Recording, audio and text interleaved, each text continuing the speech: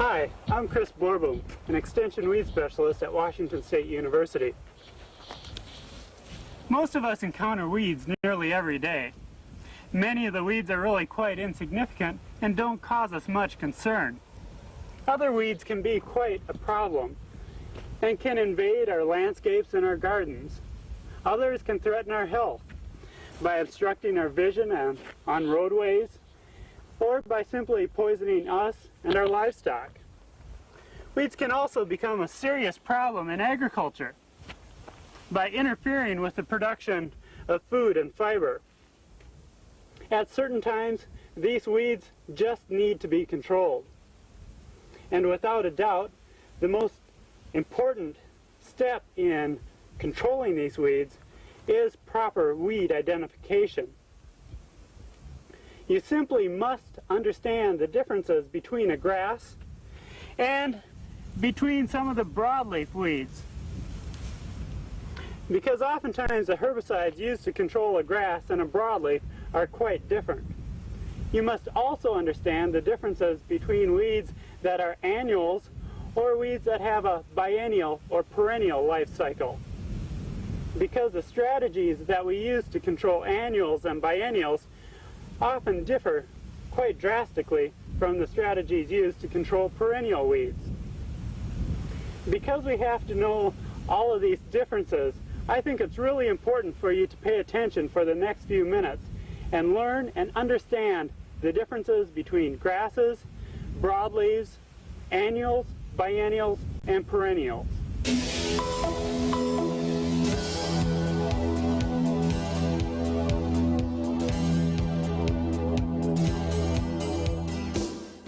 Although weeds come in many shapes, sizes, and colors, they can usually be lumped into some specific groupings. Oftentimes, plants of similar groups are controlled by similar methods.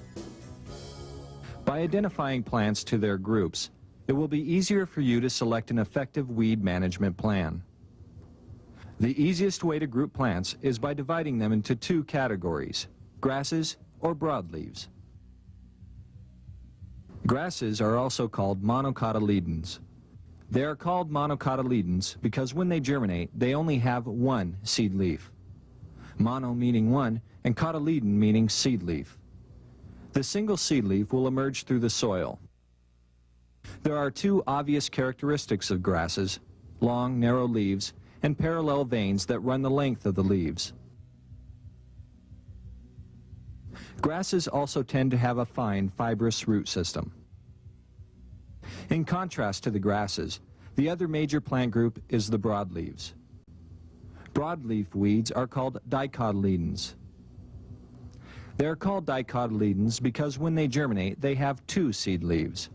Dicotyledon meaning two seed leaves. Two seed leaves will emerge through the soil. The two obvious characteristics of broadleaves are net-like veins that spread across the leaf and distinct taproots. Being able to separate grasses from broadleaf weeds may be a great help in selecting the right herbicide to control a weed in certain cases. But knowing the life cycle of the weed can be the real key in designing a management strategy for a particular weed. So, the second way to group plants is based on its life cycle, which is how long it will live. There are three distinct weed life cycles.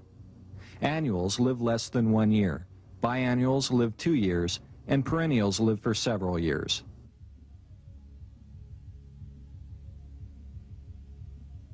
Annual plants germinate, grow, flower, set seed, and die in less than a year.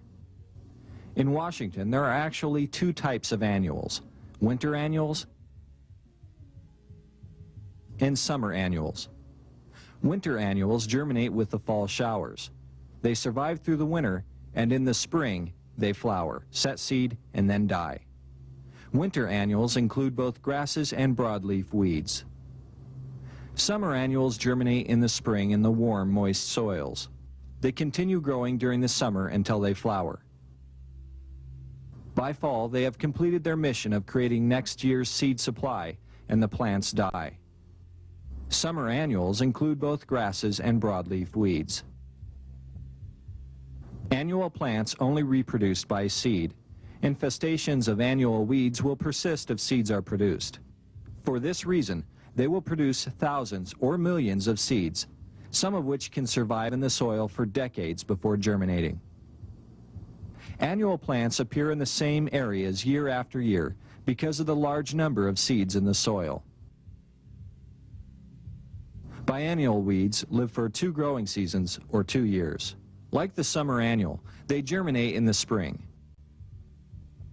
But instead of flowering the first year, they remain in a vegetative state, growing low to the ground with only basal leaves. This type of growth is called a rosette. Biennials overwinter in the rosette stage. In the following spring, the longer days trigger the plants to bolt or send up a flower stalk. The plants flower during the summer. They mature and die in the fall of the second year after producing their seed. Biennials include only broadleaf weed types. There are no biennial grasses. It's important to be able to identify the rosette stage of biennial weeds. If they are controlled in this stage, they will not flower and set seed. As with annuals, seeds are the only source of the next generation of plants. Plants that live longer than 2 years are called perennials. They reproduce by seeds, and they can also resprout from various plant parts to produce new shoots. This is called vegetative propagation, or producing new vegetation from older plant parts. Perennials produce new shoots from simple or creeping structures. Common dandelion is an excellent example of this. It does not creep or spread by vegetative parts, but spreads by the seeds it sheds. Except if the dandelion shoot is cut off, it can also resprout from the remaining taproot. In contrast, if the entire shoot of an annual or biennial is cut off, its root cannot resprout and the plant will die. Many of our major perennial weed problems are plants with creeping plant parts. Canada thistle sends new shoots up from deep horizontal creeping roots. Bermuda grass starts new shoots from above ground runners called stolons. These stolons are just modified stems. Quackgrass, on the other hand, starts new shoots from underground runners called rhizomes. Yellow nutsedge spreads by producing small underground tubers. These tubers develop shoots that start new plants. Although yellow nutsedge looks like a grass with its narrow leaves, it is actually grouped with plants called sedges. Sedges are monocotyledons. Some have triangular shoots. Perennial plants are extremely obnoxious because they are difficult to control. To control perennials, you have to kill the entire plant, including all underground plant parts. Remember, they can resprout from very small plant fragments. The parent plant does not have to be attached for resprouting to occur. An effective weed management plan depends on proper weed identification. There will be times when you will need to identify a specific weed to know its name and its life cycle before a management plan can be designed. Plant identification is not an easy task. It's especially difficult to identify seedlings, rosettes, and young plants. Mature plants are easier to identify, but then it's too late for control to be effective. Beyond your own personal experience, there are several resources that can be used to aid in plant identification. These include pamphlets and books with pictures, plant description keys, and computer software programs. Several professionals such as supervisors, consultants, county extension agents, noxious weed board persons, inspectors, and fieldmen may also be available to assist you.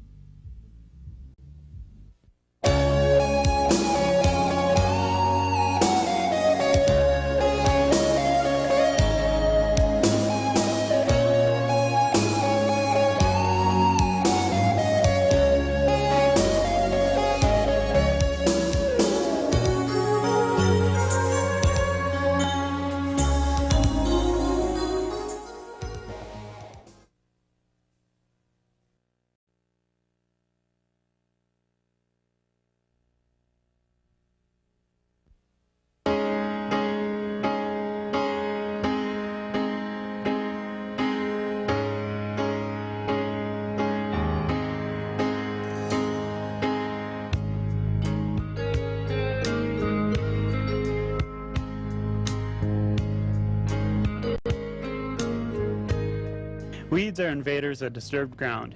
Any place the soil is open and weed seeds are present, weeds will germinate and establish.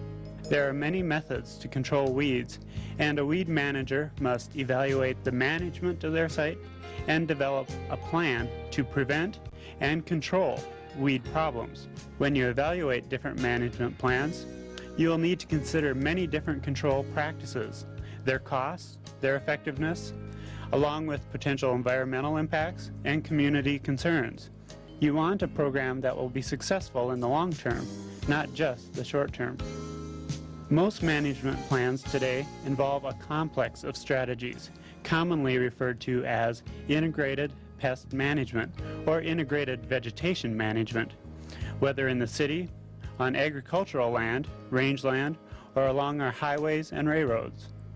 I'm Chris Borboom, and I'd like to take you on a video tour to visit some of the weed management specialists across the state to introduce a few of the basic management strategies used to prevent and control these weed management problems.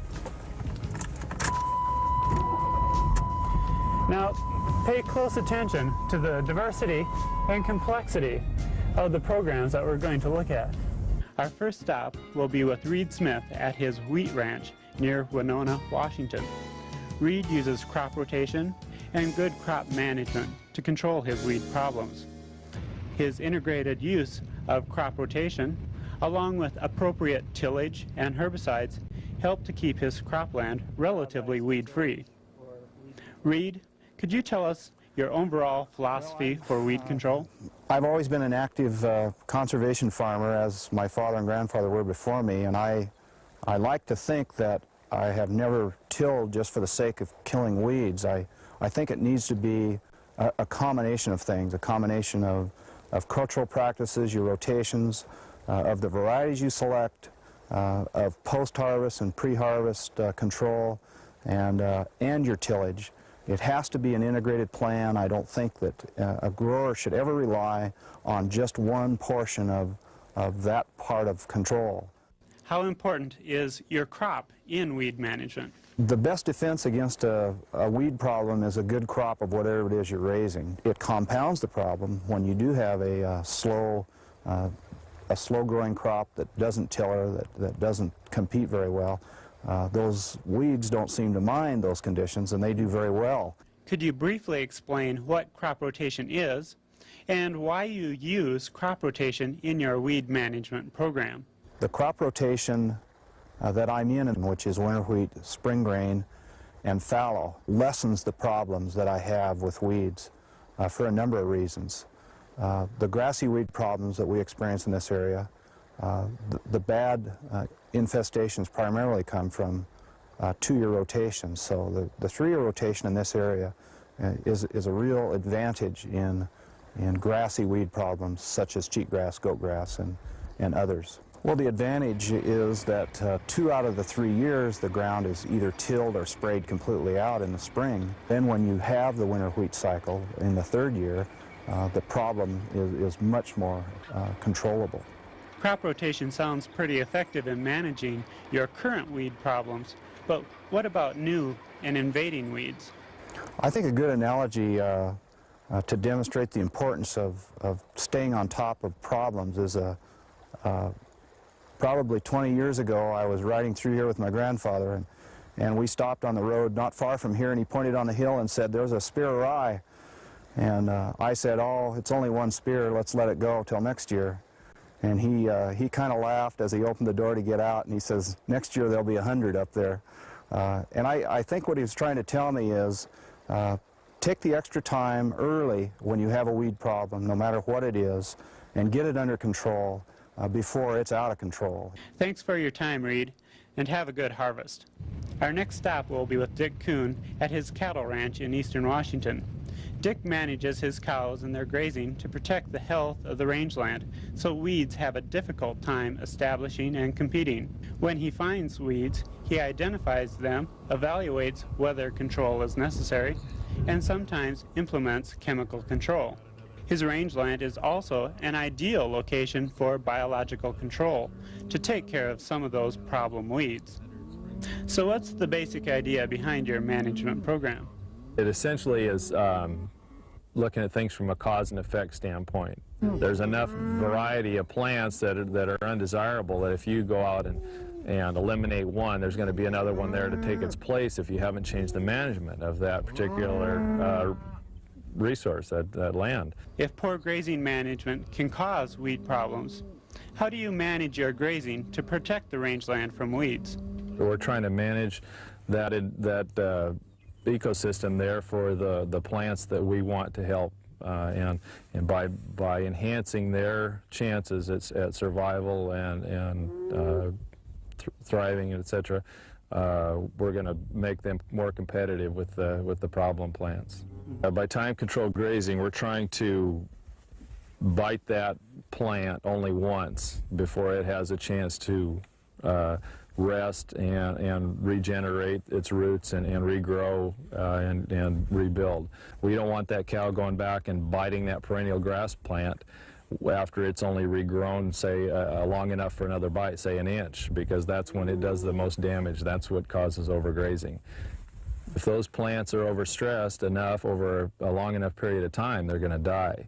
And even if they don't die, it's going to eliminate any chance for new seedlings to come in, and then that's when you see the taprooted plants come in that can be considered weeds in some places or can cause you problems. It doesn't come easy though, and when you're trying to do anything like this, you're talking about intensive management as much as anything. Preventing the establishment of new invading weeds must be a concern. How do you handle them? Monitoring, the way we do it is trying to track the progress of the grasses that we have and the other different plants there, and then trying to get over this ground frequently through different stages of the year and keep ahead of those potential problems. I noticed a couple weed species out here that are prime candidates for biological control. Is biological control working on your ranch? Two different species right now that are being brought to some degree of biological control would be the skeleton weed, the rush skeleton weed, and then poison hemlock. With any of these biological controls, the bugs aren't going to eat themselves out of existence. So I think that they're going to maybe keep some of these plants in check. I don't think that in a rangeland operation you're really looking at elimination of any of these things. It's to try and make a balance out there. Thank you for your time, Dick. Our next stop will be with Cisco Morris, the Director of Grounds Care at Seattle University. Cisco, I heard that you have dramatically changed the way the grounds are managed here on campus. Can you tell me a little bit about your program? My goal here is to use IPM. We use IPM in our strategies to deal with pests such as insects and disease, so I wanted to carry that a step further and use it with weeds. I try and use different strategies where the use of herbicides is a last resort as much as possible. Now, I don't want to overdo that. At one point I tried to eliminate the use of herbicides, and what I did was I turned all the people who work for me into weeding machines, and they got really tired of that and said, look, we've got to have a balance here or we're not going to be very happy. Other than these human weeding machines, how do you manage the weeds? Competition is really the key to our whole program. If you're going to try and outcompete weeds, you've got to realize it's going to be a lot of work. You have to be aware that the weeds may kill that plant you put in unless you are willing to weed maybe 3 years. And my experience has been that in shade, that's very easy to do. In shade, I don't think anyone should ever need to use a herbicide in shade. But so we outcompete them by using different ground covers, and it's very easy to do. In sun, not all ground covers are created equal, and in sun, you really have to have some aggressive, tall ground covers, or it won't work. Is competition also the basis for your weed control and turf? What I've really noticed is that when we maintain the lawns properly, we irrigate as we should, we keep them fertilized so that the grass can compete with the weeds, we don't have many weed problems. We were not allowed to water our lawns all summer long starting in May. So we couldn't fertilize. We don't want to fertilize without watering. Our lawns got really thin. Guess who survived? Every one of those doggone dandelions had a root that deep. They got the water. Our lawns thinned out, really suffered. What type of mechanical control do you use? One of the mechanical controls we use a lot is hand picking, like morning glory, for instance. Morning glory, I hate that stuff with a passion, and some of the ones that get it as soon as it comes out of the ground, we can really weaken it. We use spading forks a lot when we really want to dig weeds out of the ground. When people use these scuffle hoes, for instance, all they're doing is cutting off the top of the weed. If you're dealing with a perennial weed, it comes right back. So when we're dealing with annuals, that's very effective. Gets rid of them until the seeds come back next year. We never seem to get rid of them completely. But in fact, one of the ways we beat the annual weeds is using thick mulch, which is another way to compete and shade out the weeds, not give them access to the ground. You also mentioned earlier that you use some herbicides for weed control. We do use herbicides. When we use them, we try to make sure we use ones that will be effective against the weeds we're trying to control. So we've gone to spot spraying now, and I feel better about it because we're not putting down a lot more pesticide than we need to. Is there anything else that you would like to add? I think our program of changing over now has been extremely successful and has really saved us a lot of work over the long period. As part of our whole program here, we've really limited the amount of herbicides and other pesticides that people have had to use, and it's really made people that work for me really happy. They've appreciated that quite a bit. Thank you for your time, Cisco. Let's get out of the rain now. Our last stop will be with Bob Berger, the Chief Architect with the Department of Transportation. Bob has managed the weed program for the state highway system for many years. He has implemented a weed control plan for new plantings and existing vegetation along the highway, as well as the vegetation-free area, the strip, just adjacent to the pavement.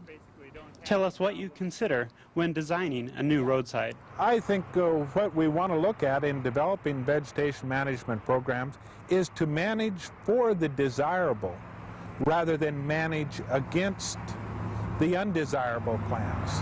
And by using the services of our staff horticulturist, we can pick a mix of grass seeds that optimizes our chance of establishing initially on the site a dense competitive stand of desirable plants, and then we only have to manage for invaders, which is considerably easier than trying to eliminate established perennials that are on the roadside.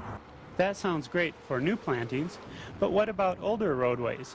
If we have a site that has vegetation and the vegetation will remain there, then we will often use a selective herbicide to control the undesirable plants that are in that community. Then we'll use a cultural practice, namely refertilization, to enhance the competitive nature of any remaining desirable plants, and then complement that with reseeding in areas where the stand density of the previous vegetation pattern is inadequate to attain our goals of a dense, competitive vegetation pattern. I'm sure your mowing program is also designed to maintain competitive grasses. To mow rights of way correctly is to be a good farmer. Basically, the grass doesn't know whether it's a cow or a mower that's taking the top off. As farmers who overgraze their pastures soon learn, the grass stand is damaged if they graze with too many cattle or too frequently. The same applies to managing grasses on the highway right-of-way.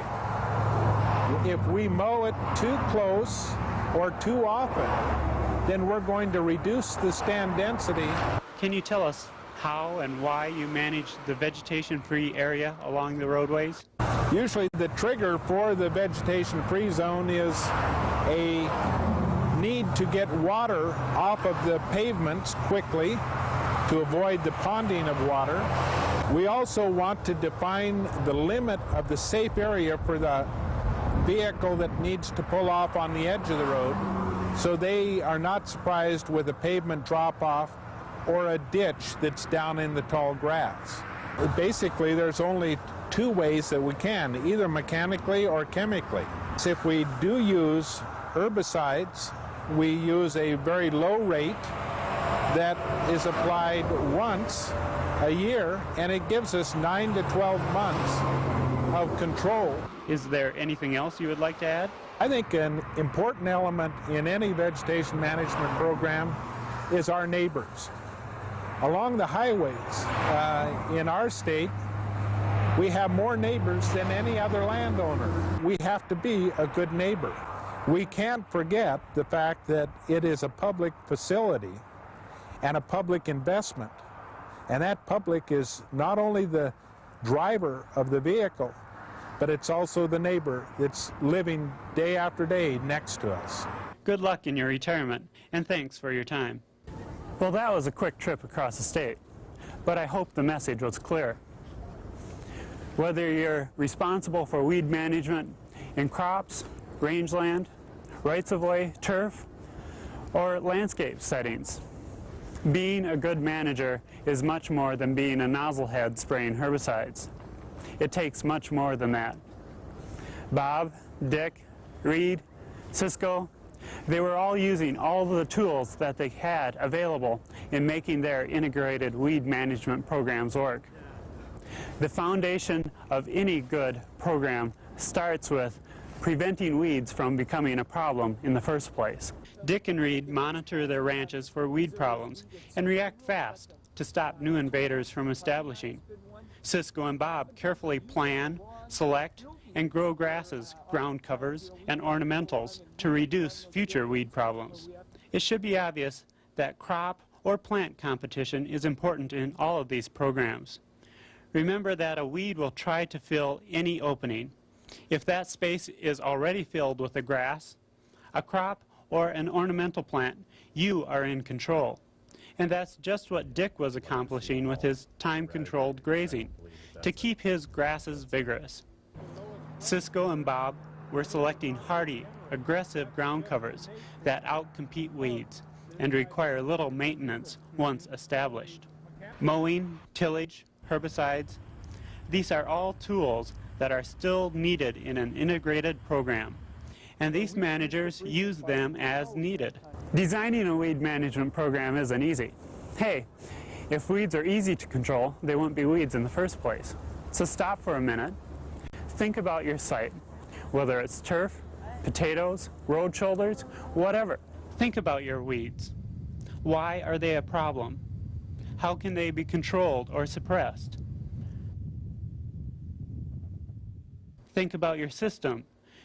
Should you change any of your production practices? Look at your weed control options. How effective are they? What are their costs? Could they harm the neighboring environment? Now I'd like to challenge you to look at your current weed management program and turn it into the best integrated weed management program possible. Rodents are crazy for ivy. As a matter of fact, one case on the campus, we had ivy that grew all the way to the top of one of our tallest buildings. It was up there about 60 feet tall. It's a 100-year-old ivy plants that grew up the side of this building. We had a family of raccoons living in that ivy, and it was just filled with rats. And in fact, I had an 85-pound hound dog in those days, and I would whistle, and the dog's head would come out of the ivy 20 feet up on the building. It would be up there chasing the rats around. So I don't like ivy very much.